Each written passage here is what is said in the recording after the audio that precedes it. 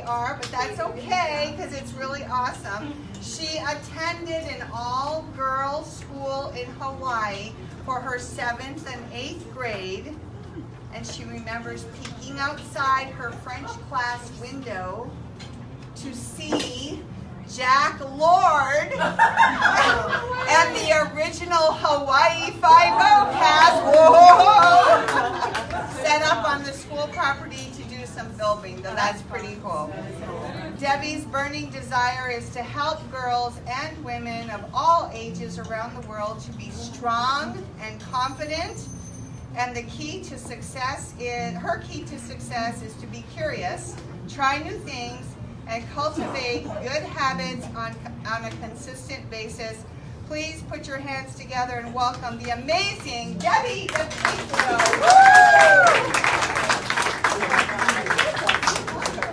Hey, well, Happy New Year!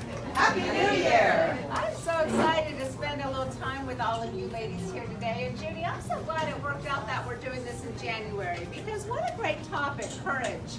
This is the time of year where we're ready to perhaps let go of some things from last year, but taking on some new things and to get excited about this coming year. I hope you're ready to get excited about this, about being courageous and this new year. And I'm excited about spending this time with you. If you notice on our materials, it's a quick dive into courage.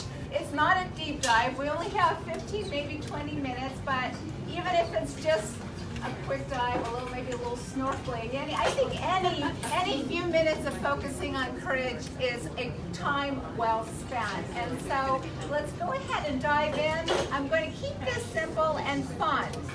Why courage? Why am I doing this? What is courage? And particularly most of you are business women and you have companies and businesses of your own. How is courage relevant to what you're doing to make a living? A little bit about how we live our most courageous life, and I have a pretty good idea. I have one strategy that I'm going to definitely share with you before we part company today. And then I'm going to share with you a little bit about my offerings. I have a beautiful book, Short Morning Prayers. I have a really fun and exciting podcast that is now on iHeartRadio. It's called Courageously Go. I'm having a blast with that. And I also have a really cool online challenge happening. And I will share with you a little more about that. And then at the very end, are you ready to raise the roof off the top of this building, ladies? We are going to raise the energy together with our essential truths of what a courageous woman is. So let's go. I'm going to start this presentation with how I start my podcast. And I always start it this way: women of the world. But in this case, I think we're going to say women of Jacksonville. All right? All right. So, women of Jacksonville, we are going to start a movement towards courage. Why are we doing this, and why is it important? I truly believe that when we live from our hearts, a better world for ourselves and for our loved ones are truly possible. We never need ever, and I mean ever, we never need to feel stuck, no matter our age, no matter our circumstances, and we certainly don't ever need to feel alone. I've been doing this podcast now, ladies, for about 15 months. And one thing that I've learned every week, just so you know, we have a great conversation with a guest, either locally here in Jacksonville or from around the country or the world even. We've had guests from Europe. And it's really interesting. Something that's coming through is that we all, as women, we all share in certain celebrations, right? But we also have our challenges, whether it's raising our families or getting to a certain age and dealing with hot flashes or business challenges or challenges with our marriages and everything. I'm finding that we have a lot in common.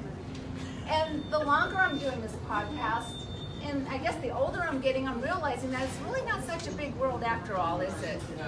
It really isn't. And I'm learning that. And so I'm excited. This is great that Judy has this community here with all of you, and we can help each other. We can be here for one another and support one another. And so on that note, why courage? Okay, why courage? I guess, I've struggled. I've been a bit of a people pleaser, really, my whole life. I think it really kicked in adolescence, and I think it's fairly typical, or fairly common anyway, with women. We can be fearless little girls, but something happens when puberty hits. Something happens, and I've done a lot of research about it, and I don't really have time to go into any details, but I really believe there's such a thing as a confidence gap. And I love men dearly, and it's not about not liking men, but I really think something happens to women when we reach a certain age. And our self-confidence does this, and it kind of stays like this often throughout most of our adult lives. And with men, it's a different story, and that could be a different conversation. But with that being said, I have been a bit of a people pleaser, wanting people's approval, wanting people to adore me, not trying things until I think it's absolutely perfect or it's absolutely the right time. Okay? I call it the perfect little Debbie syndrome. I was that little girl who sat in the front row in her classroom, and whenever the teacher asked the question, I had the answer, right? I needed that teacher approval and for people to adore me. But guess what, ladies? It kept me back from trying things. It kept me back from pursuing opportunities because I was timid. And I thought, well, what would people think? Or I thought, what if I don't succeed at this? And so a big part of why I'm doing this now happened about 2.5 years ago. I'm 52 and a half now. So when I turned 50, and there's something about the 50. What is it about that birthday? I don't know. But I remember it so very well that my husband treated me for my 50th birthday for a lovely couple of days at the Omni Resort on Amelia Island. And I went shopping for myself.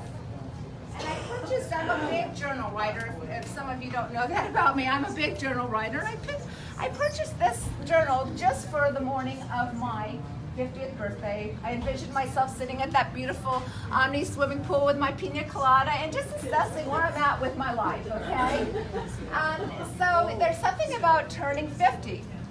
You're up there and you're assessing, you're thinking in terms of legacy, what you want your life to be, right? And hopefully, I still have a lot of years left, but what do I want my life to be about now that I'm this wonderful age? And I really believe this is a great age, women. I'm having the time of my life, and I think in many ways, yes, okay, I might look in the mirror and I don't look like my 25-year-old self, but that's okay.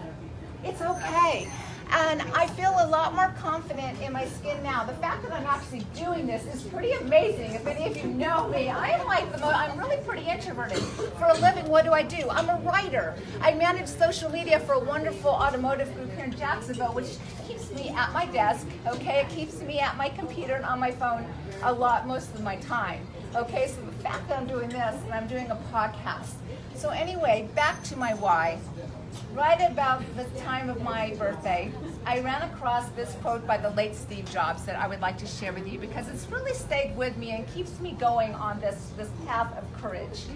So he spoke at the 2005 Stanford University commencement ceremony, and he said this: almost everything, all external expectations, all pride, all fear of embarrassment or failure, these things just fall away in the face of death, leaving only what is truly important. Remembering that you are going to die is the best way to avoid the trap of thinking that you have anything to lose. You are already naked. There's no reason not to follow your heart. And that has just really stayed with me, and it's really resonated with me. And it's like, here I am, world, Debbie DePietro, take me or leave me, but here I am. What if I got to lose by just being myself and just being real and just trying new things and just saying yes to things that I didn't think I could do, like doing a podcast or public speaking to a group of people in a public setting, right? Here I am. Could be scary stuff, but I'm doing it. And this is actually fun. I'm actually really not that nervous. It's fun. So, it's true. All right, so that's a little bit about my why. But what is courage? I'm a bit of a language geek, so I love the word courage. I used to study French, and in Old French and Latin, courage, the root courage, it's really heart. It really means heart, okay? And so when you are feeling encouraged or someone is encouraging you, you are getting connected to your heart space. And when you're feeling discouraged or someone's discouraging you, you're disconnecting from your heart space. So one of my goals here today, hopefully, is to get us all connected to our heart space. And so when we are coming from that space and we're doing things from our hearts, really wonderful things begin to happen. Doors open, okay? And it's amazing what happens when you start to choose courage and at least move in the direction of courage. It doesn't have to be some huge monumental thing, but even just little baby steps towards courage. And it opens doors, it expands our life experience, and this is what I'm finding. It's truly amazing. But there's another piece to that. It's not just about following our hearts, although that's awesome, and I think that's really provides a quality of life if we're following our passions. But I think there's a definite another important part of this, and I really have just figured this out pretty recently. It's getting out of our heads. Courage, right? Okay. I don't know if this is you guys, but maybe you can relate to this. I tend to be, besides being a people pleaser, I'm a ruminator, okay? I think things to death. I think things, I overthink things. I've always done this. I don't know why, it just is. That is just what I do. And so what happens when you do that is it's really easy to talk ourselves out of doing things, isn't it? Because it's never, the dominoes never are quite lined up the way you want them to. And there's always a reason not to do something, right? And who procrastinates in here? I think I really think that's a type of fear, and it's a way of putting off what you probably know you ought to be doing, but you're scared, so you procrastinate. You find things to look at on the internet, or you do something, but I really think that's the case. So I think that the more that we can get out of our heads, the more courageous we will be. Okay, so a few times in my life, I want to share with you very quickly here, is when I have done just that. Where, for example, I was a stay-at-home mom up in Maple Valley, Washington. I had a beautiful property with sheep and chickens. That's something not many people know about me. Raising my children. We had a barn. We had a view of Mount Rainier. But I had a stirring. And rather than talk myself out of the stirring, I decided to go for it. And I went back to school to become a school teacher. 2 very vigorous years of going through this program. And at the end of that program, I had to make a big decision. I need to get a job. So do I get a job teaching school up in the Seattle, Washington area? Or do I come down here to Jacksonville, Florida, where my little brother Scott was down here? And for years, he was trying to convince me to come down here where the sun shines. We grew up in Hawaii, right? And I did miss the sun. But my brother's a computer IT guy. So for years, I'm like, Scotty, Microsoft. So I'm trying to get Scott to move up here. He's trying to get me to move down here to sunny Florida. In the meantime, my mom and dad are in Oklahoma City, Oklahoma, right in the middle of the country. So our family, we could not be more stretched out or spread out than we were all those years. So long story short, obviously I ended up here. And everything just kind of came together, right? And it's not like my husband and I made these great plans about, well, how do you pick up a life of 15 plus years, 2 kids who are already in school and have their friends, a husband who has a law practice. I had friends up there who were like sisters. How do you do that? I just went. I just bought a one-way ticket to Jacksonville, packed 2 bags. Got a job. I had a call from a local elementary school in Mandarin. A teacher had unexpectedly retired that summer, and 3 days later, I was working in my first classroom, just like that. It just came together. So ladies, I really think that sometimes we have to just jump out of the airplane and figure out how to build the parachute on the way down. And when I have done that, when I have gotten out of that monkey mind head of mine that likes to talk myself out of things and it wants me to procrastinate stuff and then I never do anything, but when I have done that, I always find that I land in a better place. I really do. It happened, 7 years, it happened again 7 years after being in the classroom. And I won't go into the details right now, I don't have the time to do that, but I decided I wanted to do something else. I wanted to pursue my writing. I had developed this brand new skill set of managing social media because as a blogger and a writer, you need to promote yourself. I figured out this Twitter thing and this Facebook thing and LinkedIn. So I ended up quitting my job as a school teacher here in Duval County, Within 2 months, I got an amazing job, and I'm still 5.5 years working for this company. It's a dream job. It really is, managing social media, and I often get people asking me, it's like, Debbie, how'd you get this job? Well, I jumped out of the airplane. Okay, I did. I'm in touch with so many wonderful colleagues who are still teaching school, and guess what? They're counting down the days to when they get their pension. And that's not fun for them, and it's certainly not fun for the children they teach. Okay, and I could still be in a classroom miserable. I was so stressed I'd come home and drink half a bottle of wine and cry on my husband's shoulders. Okay, so I got out of it, and now I'm so much happier. And then one last thing, this podcast truly fell on my lap.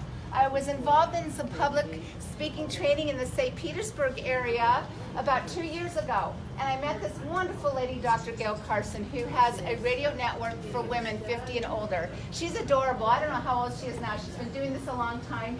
She goes by her tagline, she's SOB, spunky old broad. And she's awesome. So I remember she invited me to be a guest on her show, on her radio show. I'm like, well, I had just published my beautiful book, Short Morning Prayers, and I'm thinking, well, what a great opportunity to promote my book. Okay, so I said yes. Okay, thank you. So I said yes, and so I was a guest on her show. 2 weeks later, I get a call from Dr. Gail and her producer, and they said, Debbie, do you want to have your own show? And without really thinking about it, I said yes. And I had to build that. I had to jump out of the airplane again, Judy. That's right. And I didn't even know really what a podcast was. I had to have my 20-year-old daughter turn me on to podcasts. I didn't know. I wasn't really a radio listener at the time. So you figure it out. And I'm having the time of my life with this thing. I really am having so much fun. So you have to jump out of the airplane. I think that's a big part of courage. And now with our remaining few minutes, how many of you have your own businesses in here? Most of us. This is our business group. So what I want to say on that, and I don't know if any of you have listened to my conversation with Julie Steelman. That was a recent interview I had on my podcast, but she had some awesome things to say about that. Yeah, and she was really, it was a very powerful talk, and one key takeaway is this. Many of us, including myself, have a tough time when it comes to promoting ourselves. Like, I can easily interview all these wonderful guests on my show and say and get the word out about them. I'm already talking about the owners here and how I'm going to get the word out about this wonderful place, this venue. But I have a hard time promoting me, Debbie DePietro, in my beautiful book and all of the wonderful things I do. And what is it about sales that's so hard for us? And I think men have this issue too, but there's sort of like this whole yuck, like, even though you believe what you're doing and you're doing great work and you need to make a living, we all do. We have families to take care of, and retirement's the fun. At the end of the day, we're offering good value and services and goods, but it's hard when it comes to sales and marketing. We often get stuck. So I love this advice. She said, don't call it selling anymore, call it sharing. Okay? And so if there's any one key takeaway, write that one down, ladies, okay? Don't call it selling, call it sharing. Because there's just so much stuff and psychology and negative stuff about this whole idea of selling. So that would be one key takeaway that I have for all of us before we part company. And I'm going to follow Julie's advice right now. Is it okay if I share with you a few things that I'm excited about? Yes. All right. So here's my book. I have a few copies available. If you want to purchase it from me here today when the meeting is over with, I can sign it. It's a beautiful book by Blue Mountain Arts out of Boulder, Colorado. It's the kind of book that it's a great book to have on your nightstand. Universal Prayers, great way to start your day. Secondly, and I've already mentioned my podcast, it's called Courageously Go. You can listen to it on iTunes, iHeartRadio, Spotify, Spreaker, all these various outlets. I do have a favor of you. If you listen to it on iTunes, do leave a review. That will help the algorithm and help me get up on the iTunes ratings. And also, if you purchase this through Amazon, please leave me a review on Amazon. Again, it helps that whole algorithm thing and gets my rankings up better on Amazon. And then lastly, in your packet of materials here, I put together a challenge for us for the new year. And I'm only offering this for the month of January. It's an online course. One of my students, I don't want to put her on the spot, but Lisa, she's involved in it right now, and it's going really well. It's self-paced, but you have me as support.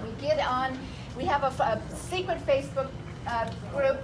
We get on every week, Wednesday at 5:30 p.m. It's a live, it's kind of like a coaching call, but it's like really lady friends getting together, and there's that accountability and checking in. Every Wednesday, we call it Wine, Don't Whine, check-in. So we have our glass of wine or tea or whatever. You don't have to be a wine drinker, but we have fun. So really just those 4 weeks of the live Zoom call is really worth doing this. And it's going really well, I think. I've watched my friend here, Lisa, really blossom, and it's just been awesome. It's been a great experience. And so I'm doing that at least to the end of this month. And then I might get a wait list and close the cart and do it again in the spring. So go on my website, courageouslygo.com, and sign up for that. You have a special discount code just for this group. So I encourage you to join me.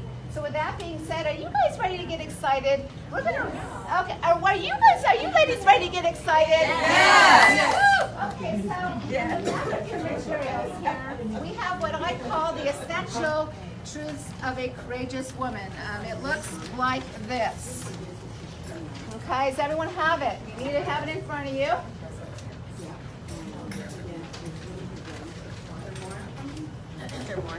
There is more. Oh. Who needs one? Anyone need one? Yeah. Oh, well, I took yours, so. Yes. Raise your hand. I have plenty. So it's on the back page. Everyone have one? Anyone else need one? Okay. So, listen carefully. This is what we're going to do the first round. I want to say it line by line. I'm going to say it first. So I'm going to say I choose courage, and then you're going to repeat after me, I choose courage. And we'll do it that way first. Voice. I use my voice. I embrace the new. I embrace the new. I welcome challenge. I welcome challenge. I continue to grow. I continue to grow. I am a woman of action. I am a woman of action. I courageously go. I courageously go. All right, so now we're going to just do it together. You ready? Let's really raise the energy. Let's let Jacksonville know we are here, okay? So here we go. On the count of 3. 3, 2, 1. I choose courage. I use my voice. I embrace the new. I welcome challenge. I continue to grow. I am a woman of action. I courageously go. You've been a delightful group, and I want to thank Judy for having me here, and it's been really precious and means a lot to me to spend this time with you.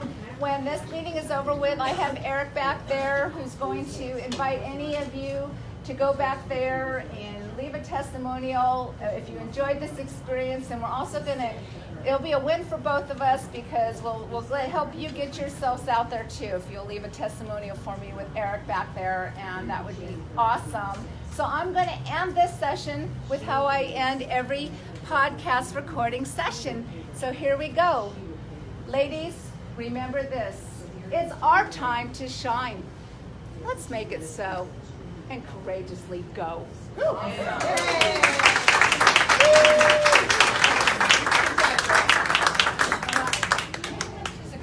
was awesome. I'm inspired. We need to have her come back again and invite more ladies who need to hear this message. Give her a hand. Thank you.